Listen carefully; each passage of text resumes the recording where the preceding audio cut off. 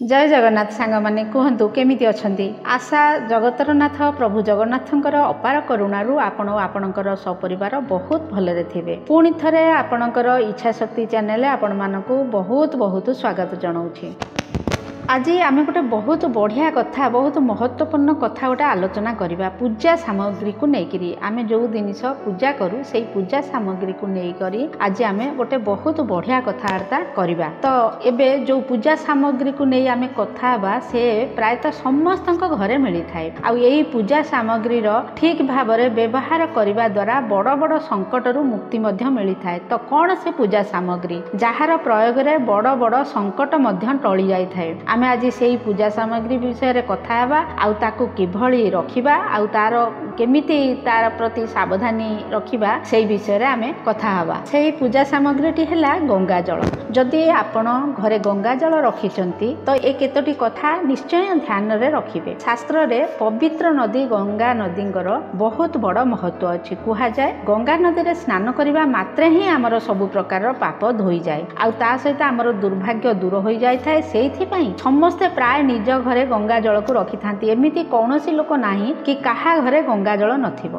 धार्मिक अनुष्ठान मानकरे मध्य गंगा जलर प्रयोग करा जाय था। जदि आपण मध्य आपणक घरे पवित्र गंगा जल रखिछंती तो आपणको किछि जरूरी कथा विषय रे जानिबा निहाती दरकार। तेबे आसंतु जानिबा गंगा जल को घरे रखिबा सहित आपणको को कथा उपरे ध्यान रखिबा को पड़िबो सेही कथा हमें जानिबा। प्रथमे तो सफा सुतुरा जागा रे गंगा जल को रखिबे। गंगा जल जोठी रखुथिबे विशेष करी से जागा जेपरी सफा सुतुरा हेइथिबो किछि अपरिष्कार हेइ नथिबो। ता सहित जो जागा रे आपण गंगा जल रखुचंती तार पाखापाखी केबे हेले तामसिक भोजन करिवे नाही। काहेकि ना शास्त्र रे गंगा जल को पूजनीय माना जाय थाए। सेहिथि पई तांकर पूजा करा जाय थाए। गंगा जल जोठी रखुचंती तार चारिपट सफा सुतुरा एवं पवित्रता रखिबा दरकार। गंगा जल को दिगरे रखिबे एबे आसंतु को दिगरे रखिबे से कथा जानिबा आ को दिगरे रखिबे नाही एई कथार परे जानिबा। जदि आपण आपणक घरे गंगा जल रखुचंती तो ए कथा मध्य आपणको जणा हबा दरकार कि गंगा जल को सबु बेले ठीक दिगरे ही रखिबे। गंगा जल को सबु बेले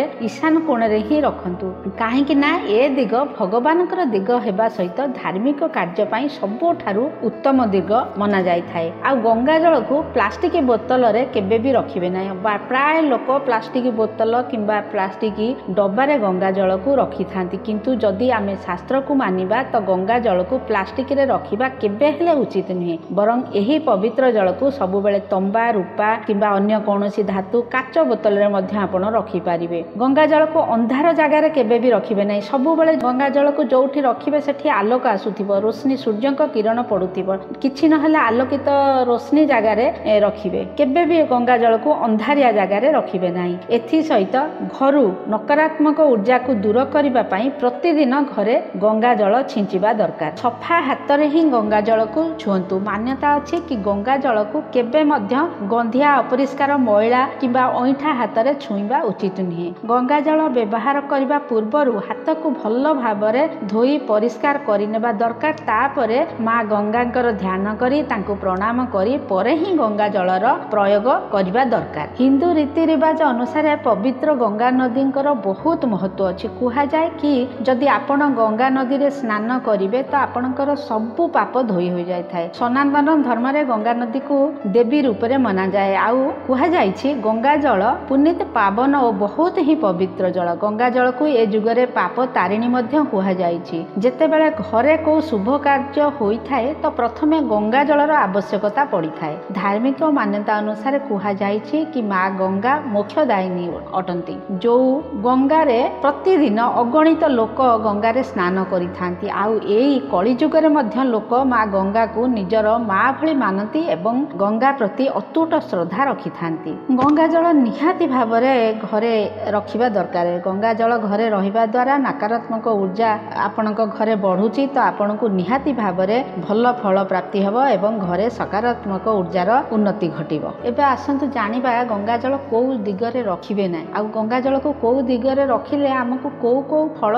हमकु प्राप्ति हबो से विषय रे एबे आमे जानि କରିବା। ଗଙ୍ଗା ଜଳ ଏମିତି ଏକ ବିଶ୍ୱବ୍ୟାପୀ ଜଳ ଯାହା ଦେହରେ କେବେ ବି ଦେଖିଛନ୍ତି ଆପଣ ଗଙ୍ଗା ଜଳରେ କେବେ ବି ପୋକ ପଡ଼େ ନାହିଁ। ତାର ଏକ କାରଣ ଅଛି ଯାହାକି ନିରାଟ ସତ୍ୟ କଥା। ଆପଣ ଜାଣିଥିବେ ଗଙ୍ଗା ନଦୀରେ ଲକ୍ଷ ଲକ୍ଷ ଦିନକୁ ଲକ୍ଷ ଲକ୍ଷ ଟନ୍ ଅସ୍ଥି ବିସର୍ଜନ ହେଉଛି, କିନ୍ତୁ ଆଶ୍ଚର୍ଯ୍ୟର କଥା ସେ ଅସ୍ଥି ଯାଉଛି କୁଆଡ଼େ? କେବେ ଆପଣ ଭାବିଛନ୍ତି ଏତେ ଖରାପ ଜିନିଷ ଗଙ୍ଗାରେ ପକାଇ ଦିଆଯାଉଛି କିନ୍ତୁ ସବୁବେଳେ ଗଙ୍ଗା ପବିତ୍ର ଅଟନ୍ତି। ଗଙ୍ଗା ଜଳ ଯେଉଁ ଘରେ ଭୁଲ ଜାଗାରେ ରହୁଛି ସେ ଘରେ ଧୀରେ ଧୀରେ ବର୍ବାଦୀ ଆସିବା ଶୁରୁ ହୋଇଯାଇଥାଏ। ଗଙ୍ଗା ଜଳକୁ ସବୁବେଳେ ଉତ୍ତର ପୂର୍ବରେ ରଖିବା ଉଚିତ। ଗଙ୍ଗା ଜଳ ଉତ୍ତର ଦିଗରେ ରଖିଲେ ଧନ ମିଳିଥାଏ। ଉତ୍ତର ପୂର୍ବରେ ରଖିବା ଦ୍ୱାରା ମୋକ୍ଷର ପ୍ରାପ୍ତି ହୋଇଥାଏ। ପରମ ମୋକ୍ଷ ମିଳିଥାଏ, ଈଶ୍ୱର ମିଳିଥାନ୍ତି, ସୌଭାଗ୍ୟ ମିଳିଥାଏ। ପୂର୍ବରେ ରଖିବା ଦ୍ୱାରା କର୍ମ ମିଳିଥାଏ। ସେଥିପାଇଁ ତିନୋଟି ଏଭଳି ସ୍ଥାନ ଅଛି ଯେଉଁଠି ଗଙ୍ଗା ଜଳ ରଖାଯାଇ ପାରିବ।